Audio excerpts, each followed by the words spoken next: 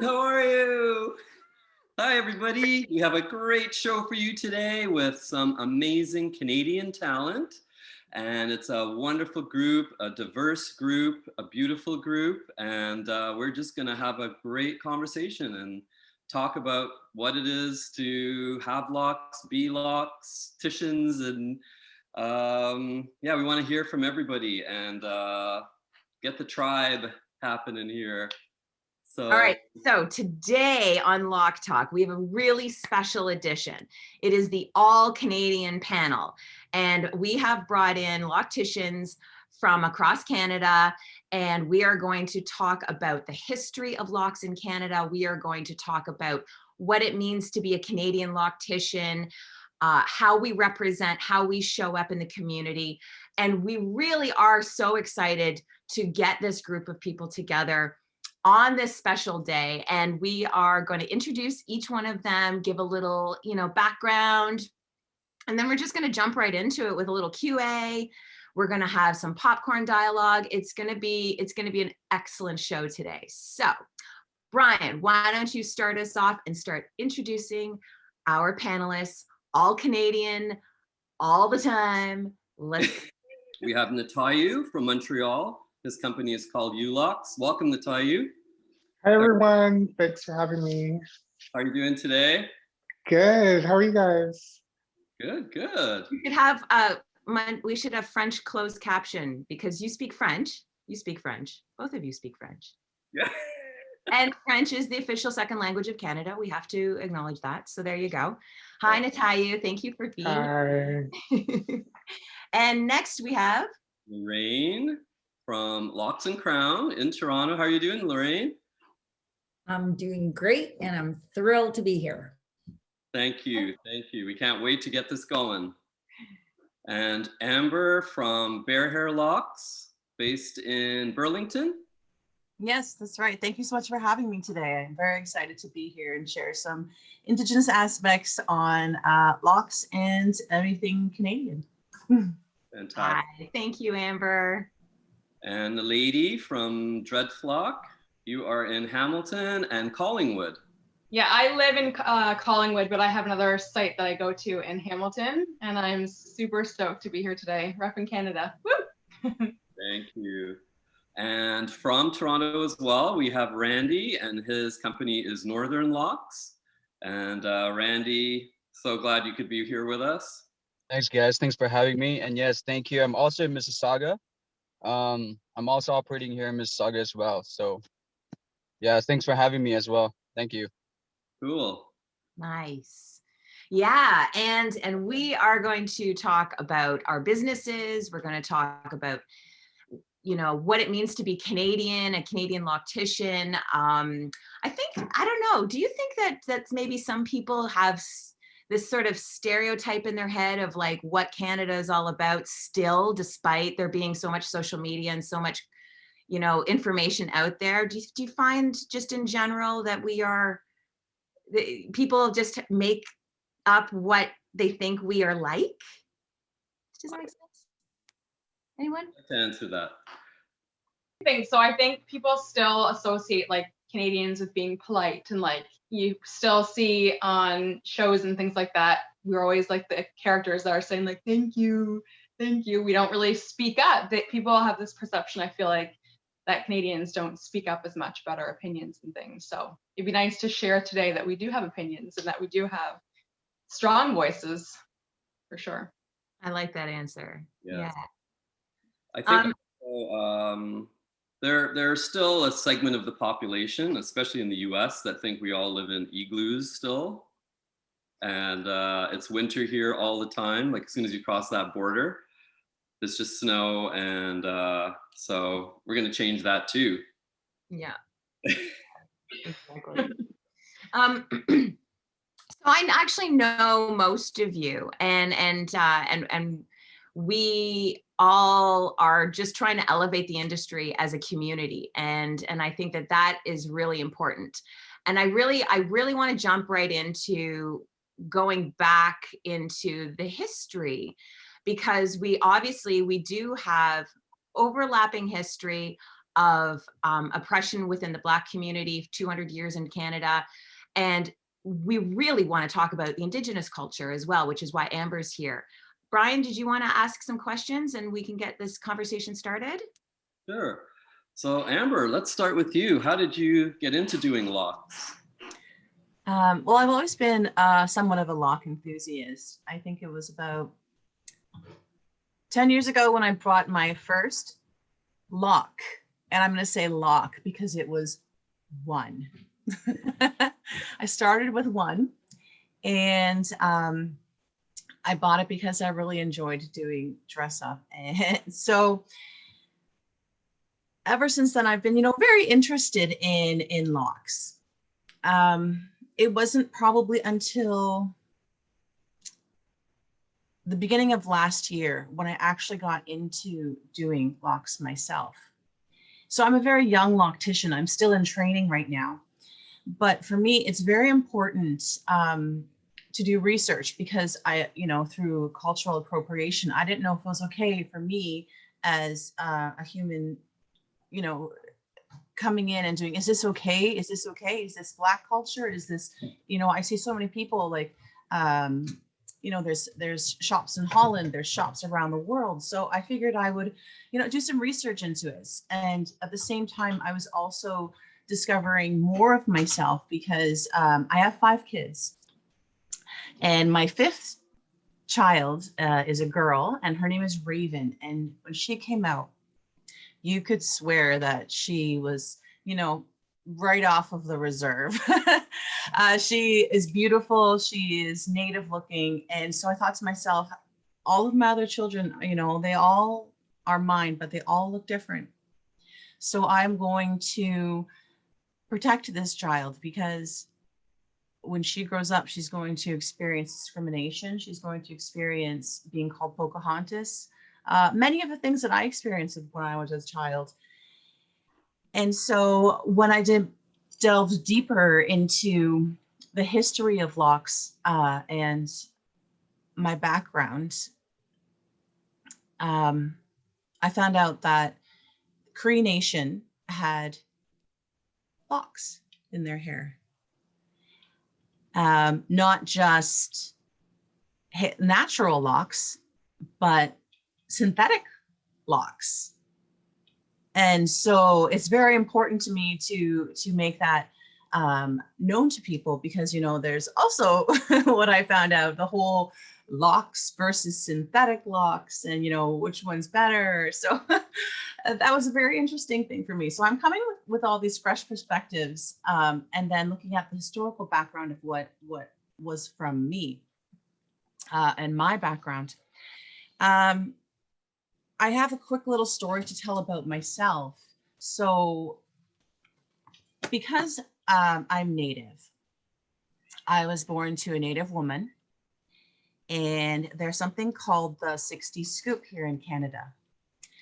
And the 60 scoop started from, well, I would say 1930s and then went up to 1960s. So they say it ended, but it actually went further to the 1980s. To the 1990s. And when it became later on called the millennial scoop. And that's when children of Native families were taken by the government and sold to white families. And so this is my story because I was born to a Native woman and raised in a Dutch family. So I'm Dutch, but my blood, my face, my hair, my identity, which I'm growing back, is Native American, right? So it's First Nations. And so that's why I did so much education for myself, looking back into the past and into the history to re-identify with my ancestors, re-identify with my culture. Many of those things. Can I ask a question? Absolutely. What was sort of the most not jarring, but the most maybe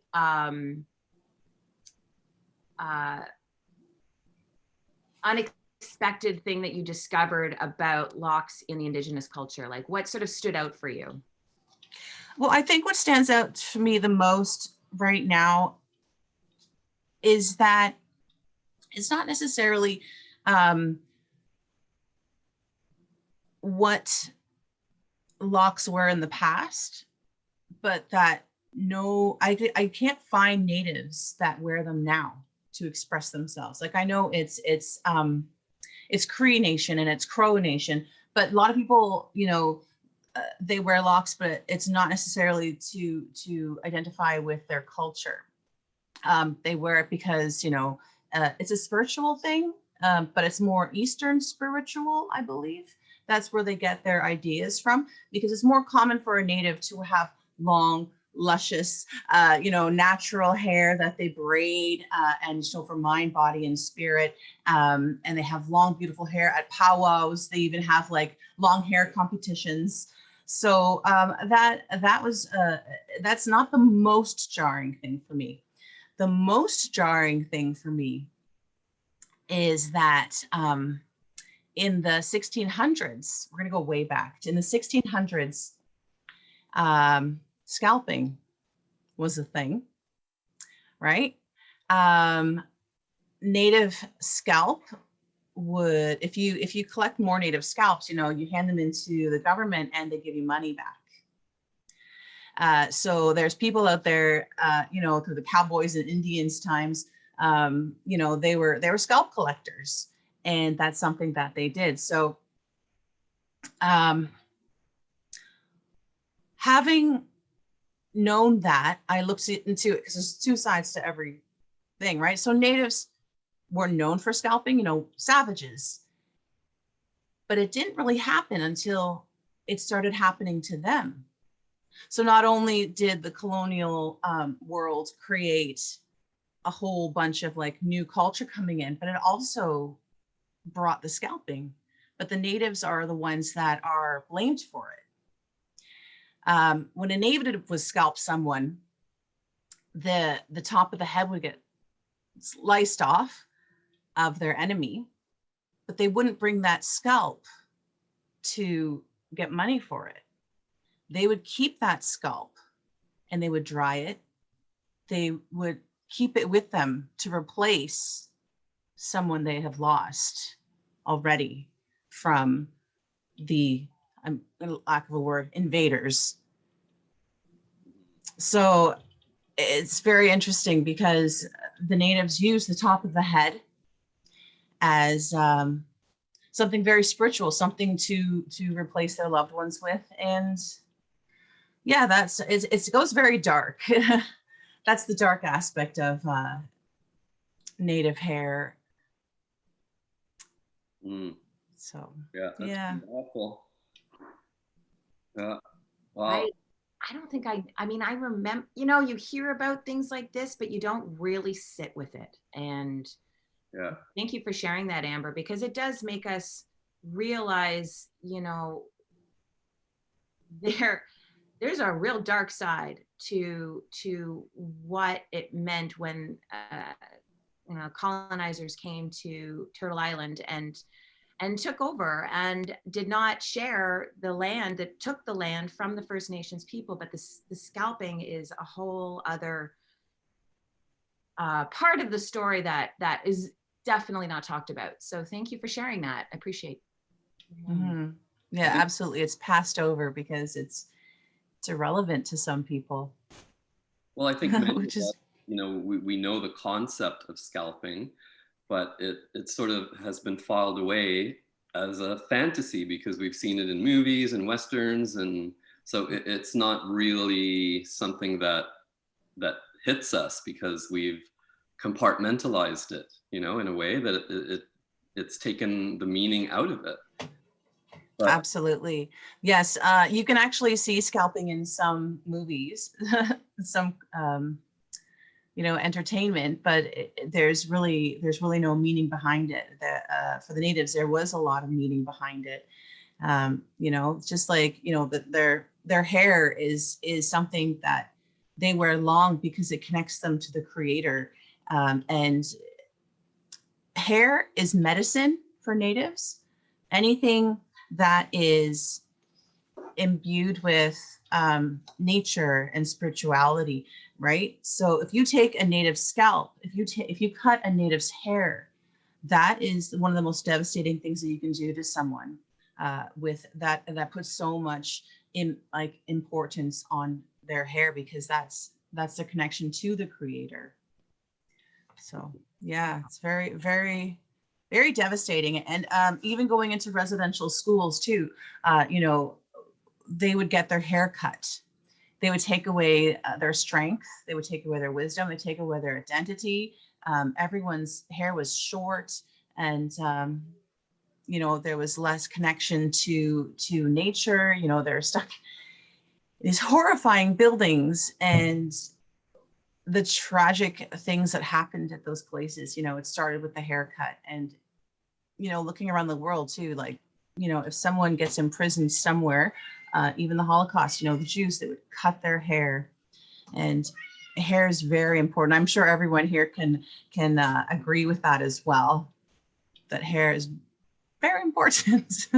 Yeah, and that's just proof right there that the history of Indigenous oppression. There's a lot of similarities with the Black community and oppression with the Black community. So thank you. And that's, I think our panelists have all, appreciated you speaking up and out about this as well, and our listeners. Yeah. Panelists, was there anything you wanted to ask Amber? And then we can also join in on a bit more of the conversation. Please unmute your mic. Lorraine, did you want to add something? Sure, I'll jump in there. Thank you for sharing that information, Amber. I'll just jump in and add my little bit too, and jump in on that, if that's okay. Yeah. So what Amber said resonated a lot with me personally in terms of my own personal journey to dreadlocks, and I'd be happy to share that. As a stylist of over 30 years, and a salon owner doing traditional, hair cutting and styling, I think it's really important that we have to look at dreadlocks and also look at the business of dreadlocks, but look at what it means to be a person of that's trying to elevate the industry, if we will, because there's so many myths about dreadlocks in the industry. There's so much false information going around. But in terms of my own personal journey, my personal journey is a spiritual journey. And what Amber had mentioned is that dreadlocks specifically, my spiritual journey itself is my connection to Rastafari. So the understanding of Rastafari and the principles of Rastafari are peace, love, and unity, and your connection to the Creator, the Most High. So locks for me over the years, of all the styles that I've worn, have been the most powerful for me personally. I find I can go nowhere without somebody commenting on my hair. I can go nowhere without somebody making a comment, and it's always been positive. I guess the negative, people don't say anything, but I always get wonderful comments about my locks. People are always commenting how beautiful my locks are, and it never, ever surprises me that invariably the conversation of my locks will always shift to a spiritual conversation. I always try to twist it one way or another. It always ends up coming into a spiritual conversation, because for me personally, the people that ask questions are the people that don't understand locks. And human beings and human nature tend to fear what we don't understand, right? And what we don't know. So that's where I think a lot of the misconceptions and the myths about locks are there. But for me, again, it's been a grounding rod. Like I've had locks. This is my second set. My first set was 10 years. Karen has been my loctician forever. And at one point, my lifestyle changed and I needed a change. So it was time to cut my first set of locks off. And then they called me back after 5 years. They called me back, and this set has been very different for me. It's been a very different connection of why I feel comfortable in my own skin, representing my locks. So the understanding of Rastafari is a livity. It's not, some people get, confused, and I would step out to say that Rastafari is not a religion. It is a livity. It's a way of life. It's a philosophy. It is some people would say it's a religion, but I want to take the religion out of it and say it's more of a conscious spirituality of how you live your life. Are there different strengths, or how do we say strictness of Rastafari? There are. I would be probably more of a reformed or liberal Rastafari, as opposed to somebody who's very orthodox or very strict within their principles. So myself personally is about the unity. We are all together. We are all one. About love and peace. And my locks, wearing my locks, keeps me accountable and keeps me learning and teaching. And I truly believe as hairstylists, we are fixers. We heal people. We take care of people, and my locks help me do that. And as a representation, I think some of my research, even in my own culture historically, back to the Viking days, there was a connection of dreadlocks, even my history. And I think there's some gypsy in my background as well. So it comes to me naturally. I come by it naturally, and I'm very proud of my locks. They really represent who I am as a person and as a stylist. It's interesting crossing those boundaries, right? Going from something with chemical and to something more of a natural piece, and still being able to promote it, because I think there's space for all of it. So thank you. Thank you, Lorraine. Thank you. And I'm interested in finding out more about Randy's background, since Lorraine brought that up. Hey, Ryan. Hey, yeah. Well, I'm originally from the Philippines. I came to Canada when I was like 9 years old. So I've been, growing up here ever since then. Like, stayed here. I come here and there. I go back and forth, whenever I can. With my dreadlocks, my spiritual journey with these dreadlocks is actually have helped me a lot in my life.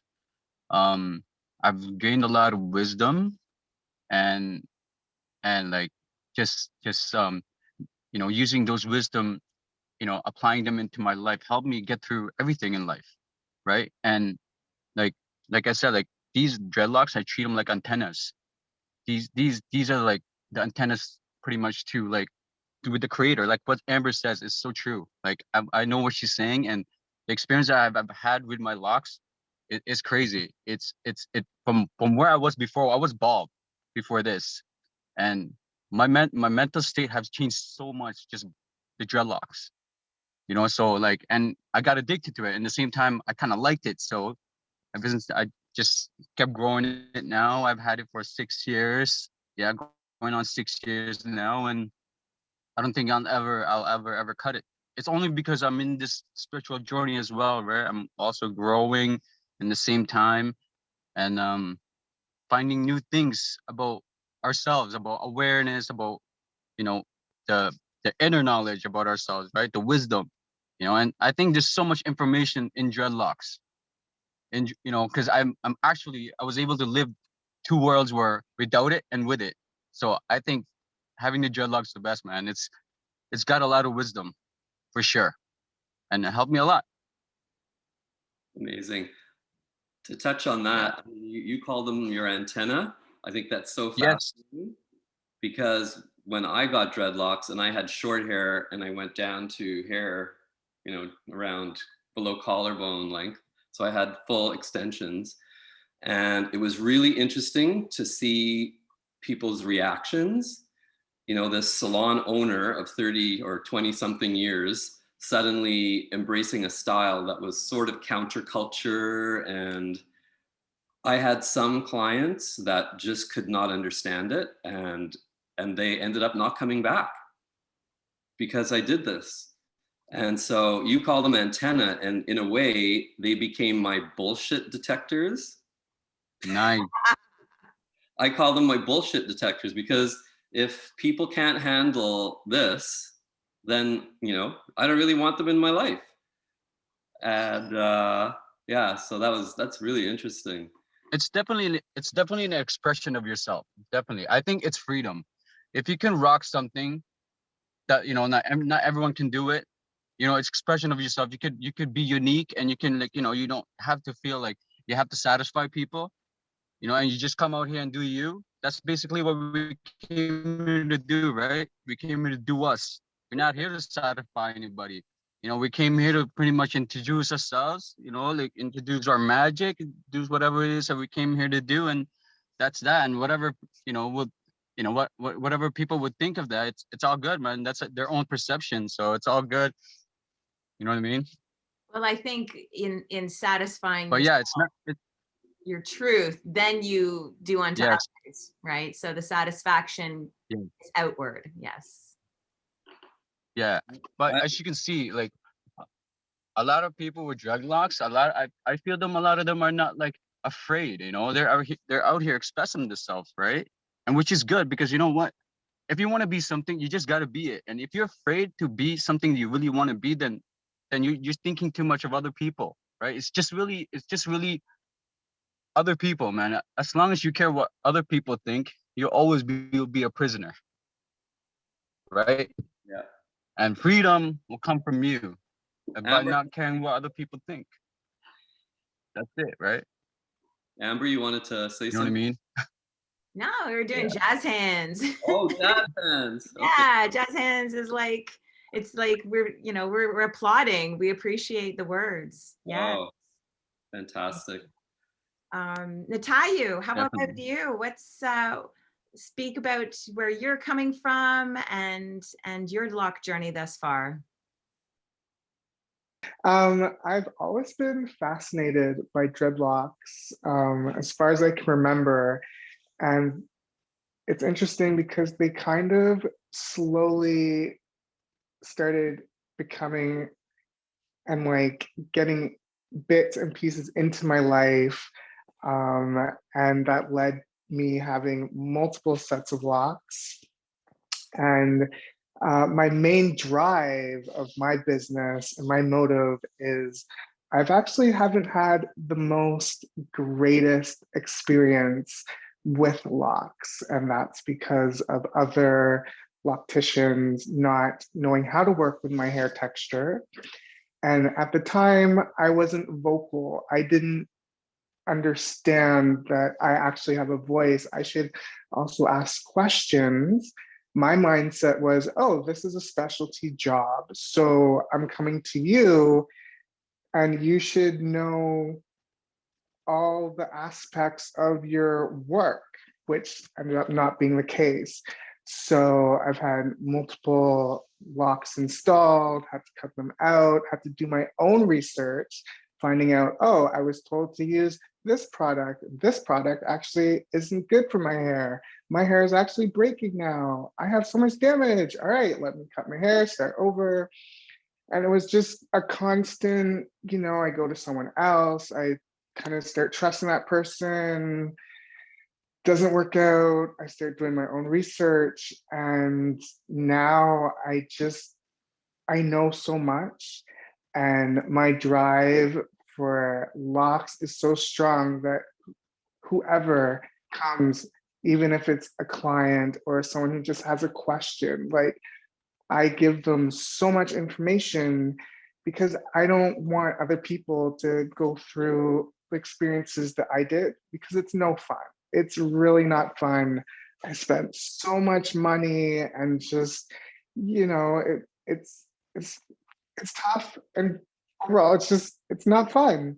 So that's where my main drive and focus comes from. And I get a lot of people coming in who they've had the same experiences as me, and I feel for them, and I make sure that they know that, they're safe in my hands, and moving forward, these bad experiences are just we're gonna get them out of the way. We're gonna get your locks healthy, strong, rejuvenated, back to where it needs to be, and get you back to loving your natural hair. So that's where my main passion comes from. Amazing. And what is your clientele like in Montreal? Is it a pretty diverse group that you're getting? Yeah, my clientele, it's pretty diverse. The one thing that I love the most is that most of my clients are male. And I love that because, you know, in commercials, hair products, anything in beauty, fashion, you know, it's always the females. You know, it's always feminine, you know, take care of your hair. It's a woman thing to look pretty. But I love it that men are coming to me and just understanding that no, it doesn't matter what your sex is, your gender, like everyone deserves to take care of your hair. That's so important, you know? So I really love that like these men are comfortable to come to me and just talk and be like, hey, I had this problem or I just need maintenance, you know? And it's amazing when we finish it and they leave, you know, they're glowing, their energy, it's back, they feel good. And I just love that I can give that to, I mean, everyone, but I mean, for the men, the guys, the boys, you know, it's okay. We don't need to feel feminine. We don't need to feel, oh, this is a girl thing. I'm getting my hair done. No, it's important. Embrace it, love it, and we're all here for you, you know? Amazing. Oh, I love that. I love that. You know, we're going to get to Naledi in just a minute, and I so far, and I'm sure she's going to resonate with what everybody else is already saying. I can already tell. and but I'm hearing the same, you know, the same message in different languages, right? Different uses of the words but we are all coming from our own personal place. But we all are here as healers. We're all here as family to elevate each other and to respect each other's spaces as, you know, as humans, right? We are the human tribe. Naledi, please grace us with your presence and tell us your Loc journey. I wish I could remember like all the pieces that like sparked for me from what everyone else has said. That is like, it's not necessarily the same thing, but it's like how we all connect differently with this hairstyle of dreadlocks. For me, dreadlocks became something that I sought after because I needed to heal my hair.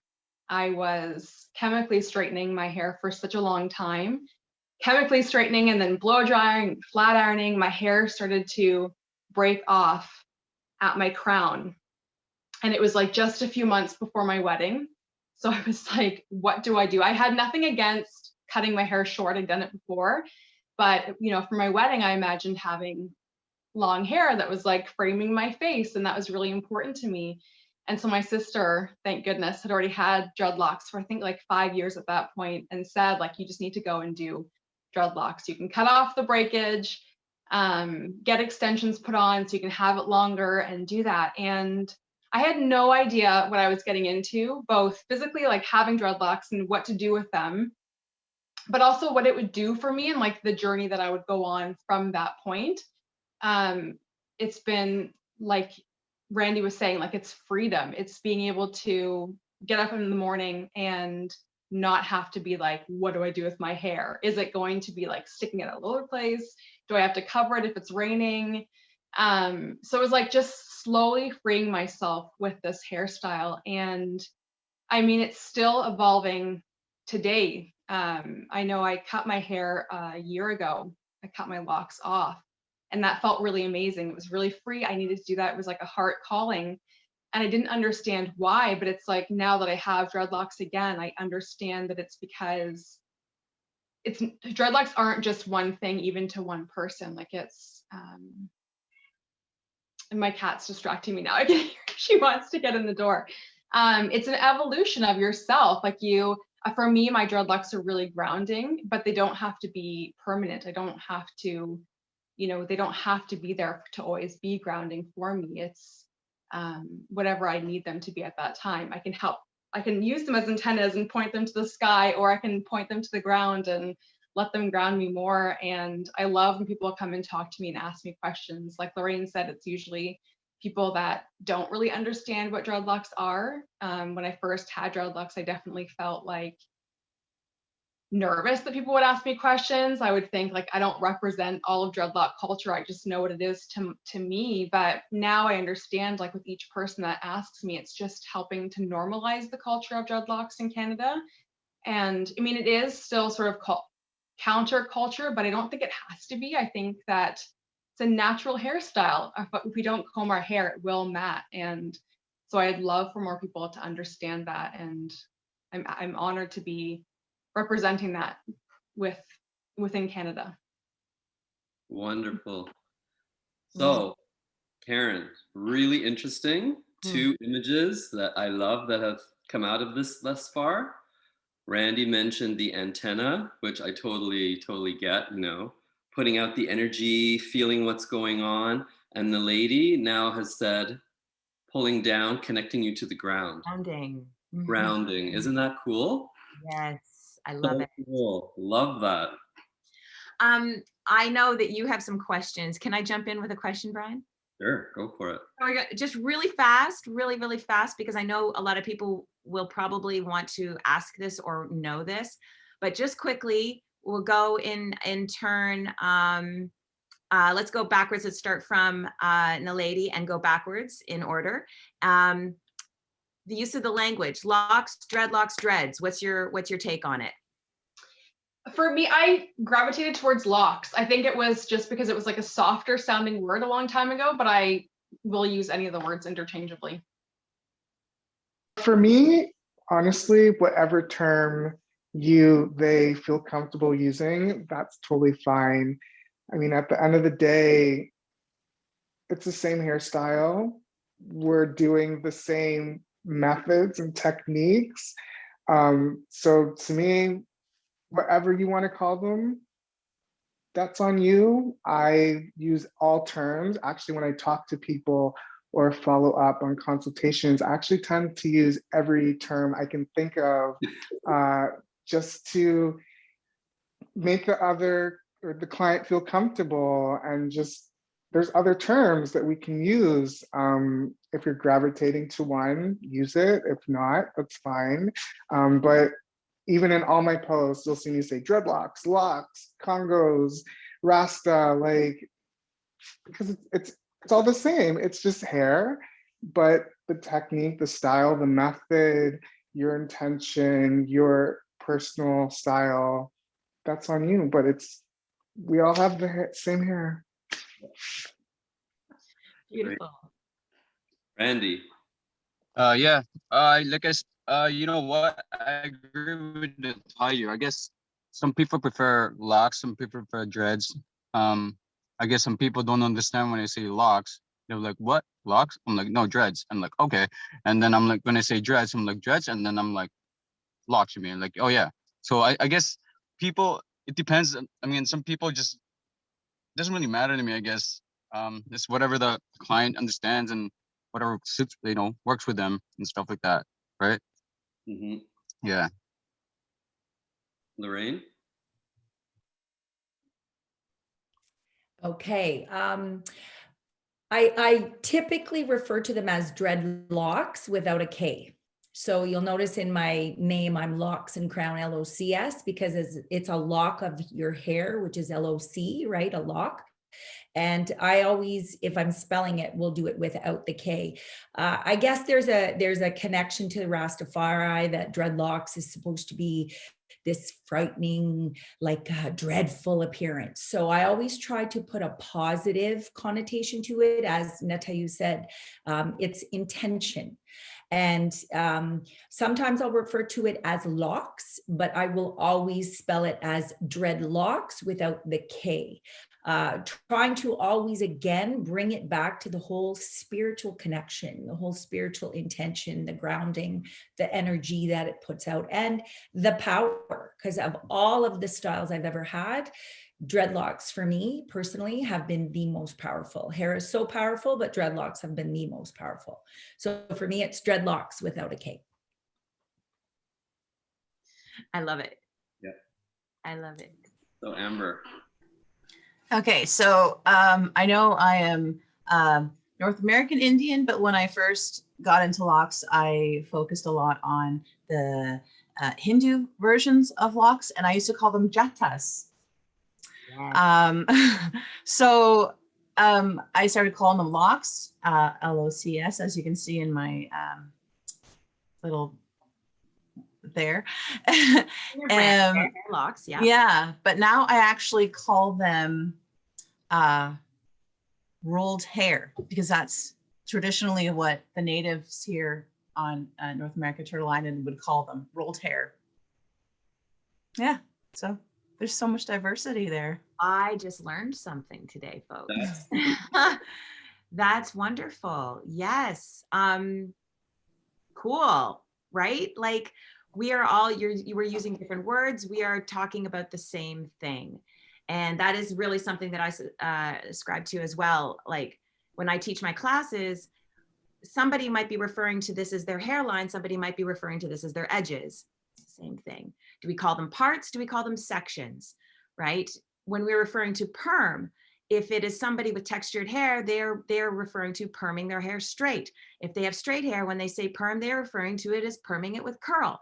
So jatas and locks and dreads, and there was even a word in African language in Nigeria. I spoke with a woman on Clubhouse, and I want to say jojos. I have to check that out. Does anybody know what I'm referring to? See, we don't know.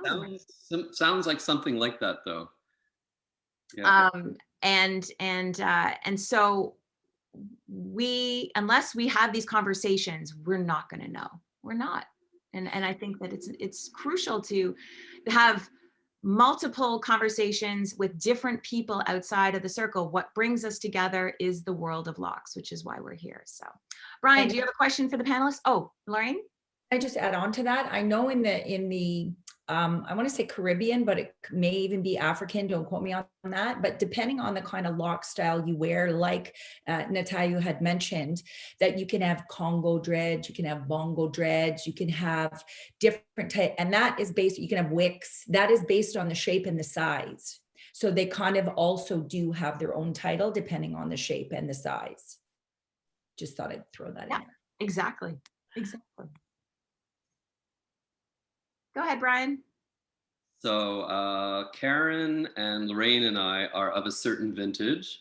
And then we've got all you guys down below that are the up and coming, the talent of the future. You're going to take this to the next level. And so that's part of my joy in having this conversation. And we've talked in the past about the future of locks on certain episodes. And when you look in film, for instance, you know, things like Matrix, Black Panther, you're starting to see locks represented more in future films. There's a great film called Strange Days. And I was wondering what you guys think is going to happen with locks in the future. Like, we see a lot of white locks represented right now as future represented. The hair, color of the hair is white. Yeah, that's what I mean. I'm just checking. Yeah. So where do you guys think locks are going to go in the future? Start with Lorraine, and then we'll work the other way around. Oh, okay. Well, yeah, it's really nice to see locks coming in something that's positive and not with a criminal aspect, actually. Something that is appreciated as adornment and a hairstyle. I'm hopeful that the more information that is shared, we will come to understand we are more alike than we are different. And again, it's a hairstyle. It is hair. I'm hopeful that barriers will be broken. I'm hopeful that it will become more mainstream because it is very much a niche market. It's not something taught in hairdressing school currently. It's not something that is commonplace, if you will. You have to seek it out. Even as a licensed hairstylist, you have to seek out professionals in the industry. And again, as Natayu had said earlier, it's such a niche market that, there's only a handful of real experts, as you say in our vintage, Brian. There's only a handful of real experts in the industry, Canadian wise, and I'm learning more and more in the American market. So I'm hopeful that it will become more mainstream, and I definitely think it should be something that's taught even more. I think we need even more natural hairstyles and textured hair taught in hairdressing school, that it needs to be part of the curriculum. A conversation needs to be had. The people that make the decisions in the future, for it to become more normalized in hairdressing school, it needs to be either part of the curriculum or an extension of the curriculum, but it needs to be part of it. So this doesn't seem so foreign and strange. It becomes more normalized, and that will then get the conversation happening with more of a diverse conversation, if you will. I want to piggyback on that. Absolutely, 150%. Because in the States, they go state by state, trying to change the legislation. Like, they have to do that. They have to actually change the state laws because it's not moving quickly enough. And so the Crown Act was developed, in the States. And then there's an equivalent to that I just found out about, called the Halo Code in the UK. And it's about hair discrimination, like what's the word? Decriminalizing it, or? Well, no, that if anybody is against it. Yeah. And so I don't even know, like, we don't have anything like that in Canada. And so I was actually curious, where we would even go and who we would talk to about moving forward in something in Canada for the protection of hair. So that's something that we can talk about as well. But let's talk more about so that does ring with the future of dreadlocks. And I think that is, it's a realistic view of where we're headed. So I appreciate that. Who comes next? Maybe Amber. And I mean, you can talk about anything, talk about looks even. It doesn't have to be specific to a political or educational sort of concept. So, okay. Well, the reason why I called myself Bear Hair is because bear is actually my totem. My clan is White Bear First Nations and Cree descendant. So White Bear has like Lakota, Dakota.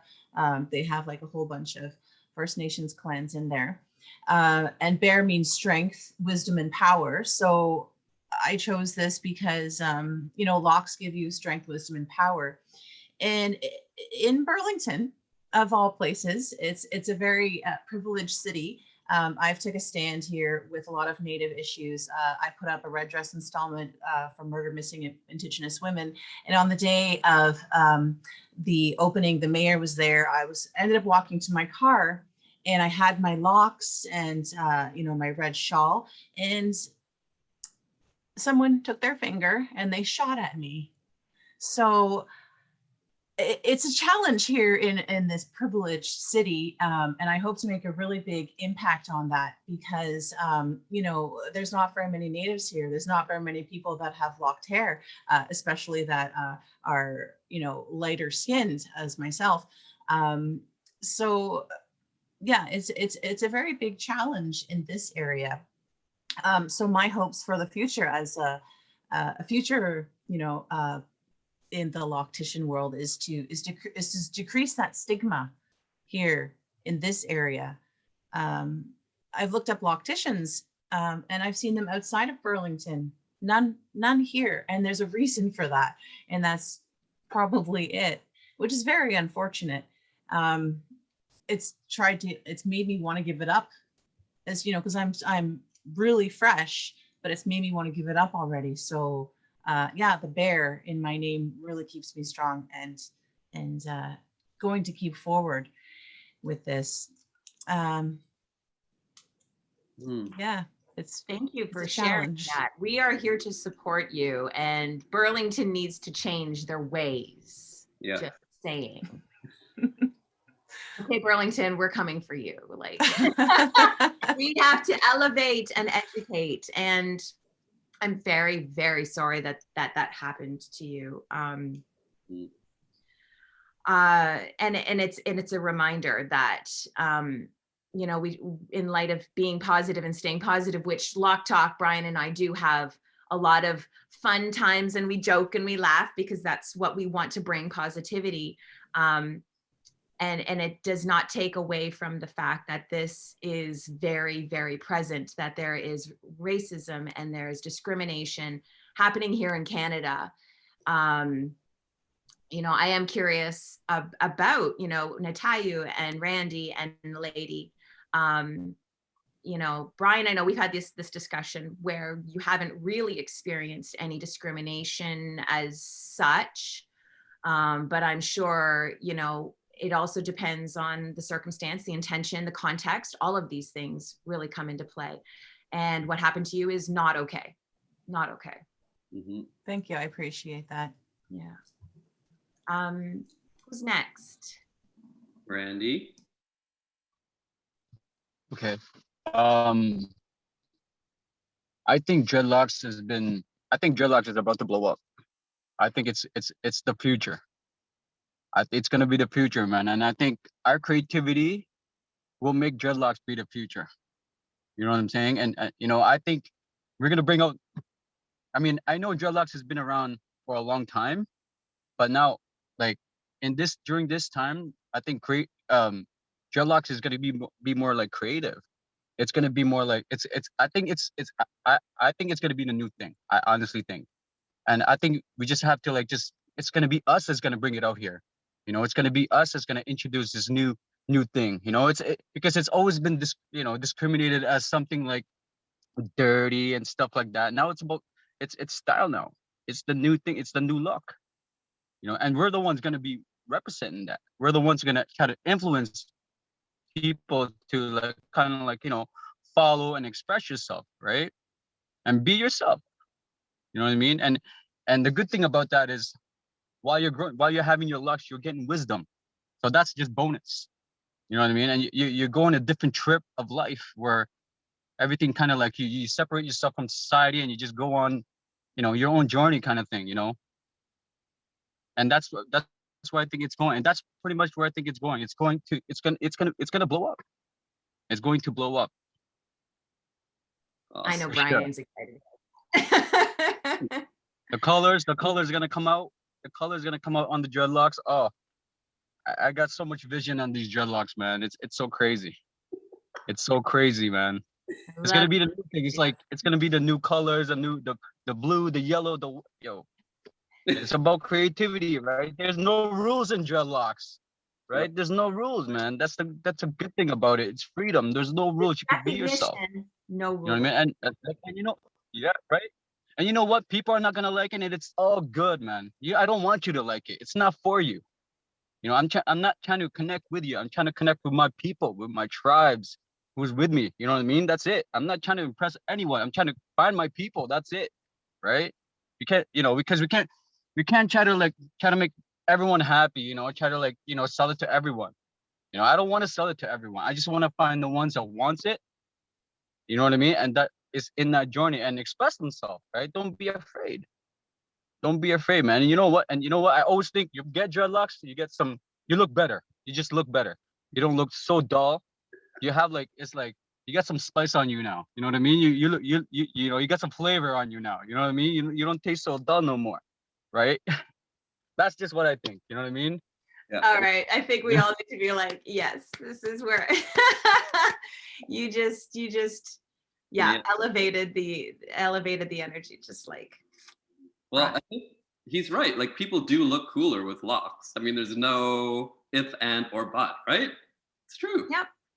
And you can have the sides shaved, you can have them long on the top and short on the bottom, vice versa, colors, wraps, wools, you know, synthetic, anything goes. And I love that. Be honest with you. Sorry.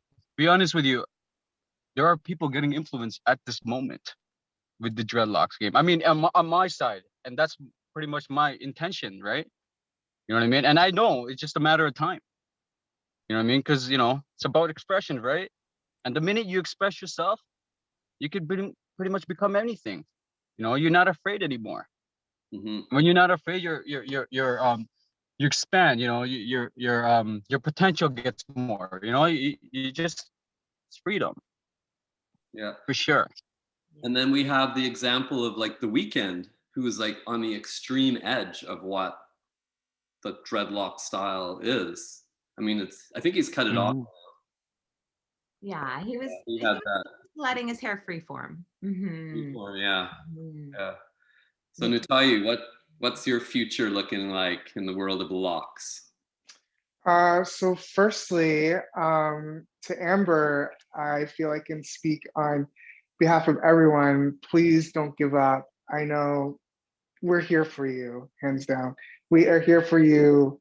Any questions? I know everyone will be on it just to help you out. So stick with it, because us here, we're changing. We're changing this dreadlock game, you know, and you need to be part of it too. Okay. I would have to also agree with everything that Randy said. Yeah, dreadlocks are becoming so popular. Like even like Jay-Z is still rocking this crazy, incredible freeform locks, and like you're seeing so many more celebrities and music videos displaying some sort of, you know, freeform or high maintenance. Just we're seeing so much more locks, and it's definitely becoming popular. And yeah, it's gonna blow up. I'm getting a lot of people asking for dreadlock creations now, and like it's becoming a thing. And for me, I've actually also started using like the hashtag Dreadlocks Canada, because I want people to know like it's a thing. We're out here, like embrace your natural hair. Anyone can have it. Anyone can have locks. Anyone can have dreads. Your hair just mats up. Let us help you achieve it, you know? So it's definitely up and coming, and it's gonna blow up. Like Randy said, it's gonna blow up. Cool. Yes, Dreadlocks Canada. Hashtag Dreadlocks Canada, please. We're gonna do that. We're gonna do that. Yeah. I love that. That's a no-brainer. Yeah, yes to all of what everyone has already said, and that dreadlocks is like an incredible way to express yourself. It doesn't have to be crazy and wild either. Like, yes, it totally can be the side shaved. My daughter currently has like just a little like man bun area of dreadlocks on the top of her head, and the rest is shaved, and she's 10 years old. But it is also like just people wanting to wear their hair, you know, in a healthy hairstyle without having to use products every day. I'm loving every single time I see an actor that is in a show, and you can tell that they were just hired. They happened to have dreadlocks and they were hired into the role, as opposed to what we used to see was, you know, they would install dreadlocks to be part of the character. So it was like very stigmatized still. And you know, I think that's a lot of what people see as like dreadlocks being so radical, because it would be like the person was probably wearing a wig. It didn't like fit onto them well. And I also want to see, and we are definitely seeing the view of dreadlocks not being dirty anymore. Like, you know, still people will ask me how I wash my hair, because they just don't equate dreadlocks with cleanliness. And not that I think that products are really important for dreadlocks necessarily. Like, I mean, you don't have to put products in to form the dreadlocks, but it's important to find good products that are meant for dreadlocks. Yes, noggin oil being one of them. And I actually currently use World Salon Cleanse for my dreadlocks. It's so good. It's like there's no fragrance because dreadlocks really absorb and hold fragrances and stuff like that. But so it's nice to see, and I want to be able to start seeing, like, I almost said a specific store name, but like supermarket shelves with dreadlock products and stuff like that. So really normalizing just dreadlocks are normal. They're everyday. They're a hairstyle. Amazing. Thanks, Naledi. Thanks for mentioning world.ca, World Clean. Yeah, Naledi, thank you very much. I appreciate that you touched on products and cleanliness and destigmatizing locks being dirty, because you can have poor hygiene and not have the locks, right? Am I right? Absolutely. So, yeah. and yeah, that the beautiful thing about noggin oil is that it is a product line specifically designed for scalp care. And if you have a clean scalp, you have clean hair. You know, all of you know that Brian and I developed the product line for protective hairstyles, and then his other brand, World Hair and Skin, complements, like noggin oil complements all the other products out there. So if you do have a favorite product line that you like for your locks, you know, one of them I really love, near and dear to my heart, is Dr. Locs, and our products for noggin oil complement World Hair and Skin. And that is part of inclusion. That is really, that's what we're all about. So thank you for wrapping that whole part up, Naledi. I think everybody touched on exactly every part of the conversation that I was hoping we would touch on. So yeah, now we can unmute all our mics and maybe just close up with like a little popcorn talk. I would love for you all to connect with each other. Give us your social media handles. We're going to post those below. I'm encouraging anyone that's listening and watching the podcast to reach out to all of our panelists today. It's been a wealth of information shared, and ultimately love is love. And that is the message that we are sharing. So please give us your sort of whatever you would like to share with us, your brand, and we will, shall we go backwards one more time, Brian? Sure, sounds good. Okay, Naledi, you're up. Oh, I'm up. Okay, so I'm most active on Instagram as Dreadflock. I'm trying to figure out the whole social media thing, but that's where you can find me for the most part, Instagram. Duper. Natayu? So for me, same for me. I'm also active on Instagram at ulocs_, and all the rest of my social media handles, you can find them on my Instagram. And a quick note on the topic of noggin oil. For those that don't know, I do retail noggin oil products. And yesterday I had my first international order, which was in Barcelona, Spain. So super exciting for me, super exciting for noggin oil, just to be more expanding out to Europe. Yay, yay, that's lovely to hear. Thank you for sharing. We're spreading the word, and thank you for supporting noggin oil. I mean, you're just going to support it because it works. Yeah, exactly. I love it. Randy, you're up. All right. So yes, I'm active on Northern Locs. Also, I got my Facebook page on Northern Locs as well on Facebook. And you can find me over at World Salon or World Market. All right. When you're ready.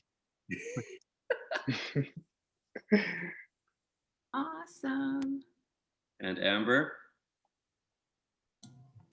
Okay, so I'm active on bearhair_locks. On Instagram, I have a Facebook page. My website's coming up soon. I do have a little salon here in my house. I call it my Harry Potter salon because it's under the stairwell. Harry, Yeah. That's good. Yeah. Hashtag hilarious. I would like to specialize in synthetics and work my way up to doing natural hair because I really feel that, I need more wisdom in that area. But that looking to the future. So yeah, bare hair locks. Yeah, so thank you so much. Yeah, I love that you're specializing in synthetics. Like that is what you're really gravitating to right now. And I'm at wools or wool fibers, anything like that as well. Oh yeah, I started off as a wool fiber artist. So yeah, I do make wools as well, and henlon, canicolon, and whatever else you want to stick in your hair. Perfect. I love it. The accessory lock queen. That is great. Yes. Thank you.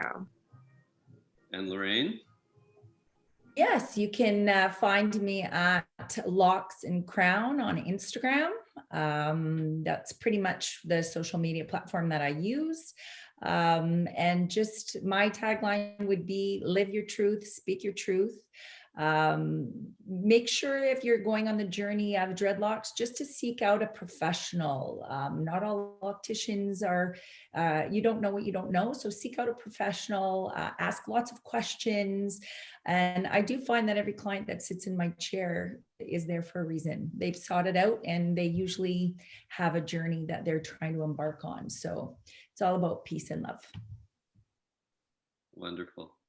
That was perfect. I love it. Oh my goodness, I can feel the love through the Zoom call. This has been amazing, guys. Oh, thank you so much for your time, experiences, and your deep feelings. And yeah, my heart is just ready to explode. Yeah. And I think we did a good job representing Canada. I think we did a good job expressing who we are and what we're all about, and to give some more food for thought for those who not just live outside of Canada, but live outside of the world of locks, right? This is what the conversation is all about. So thanks, everybody. Unmute your mics and let's send a farewell for the day, and love to all. And Karen and I have been talking about the Loc Talk Noggin Oil Tour, and I think the first stop is Burlington. We are kick Amber into the next stratosphere. Awesome. Okay, and we're all close, so we're all going. Yes. All right. And thank you for listening to the show today. Thank you for joining us. Subscribe on YouTube. We are trying to grow the community, grow the tribe. You don't have to have locks to love locks. This is our message. Thank you very much, everybody. Thank you. Love. Thank you. Bye. Bye. Have a great rest of the day, everyone.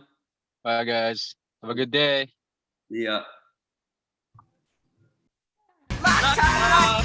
Loc Talk! This episode of Loc Talk was brought to you by Noggin Oil, Mod Locks, World Hair and Skin. Thanks for listening. Thanks for watching. We'll see you next time.